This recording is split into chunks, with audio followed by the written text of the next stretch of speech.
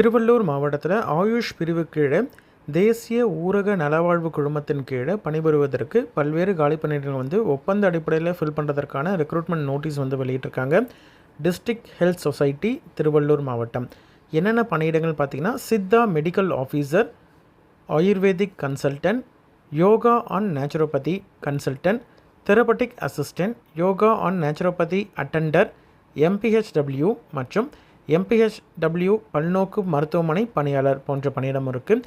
இதில் மினிமம் 8ஆம் வகுப்பு பாஸ் அல்லது ஃபெயிலான கேண்டிடேட்ஸ், அதே மாதிரி diploma in nursing therapy course முடித்த கேண்டிடேட், BNYS முடித்த கேண்டிடேட், BAMS முடித்த கேண்டிடேட், அதே மாதிரி bachelor of Siddha medicine and surgery degree முடித்த கேண்டிடேட்ஸ் அப்ளை பண்ணுற மாதிரியான வேகன்சிஸ் இருக்குது.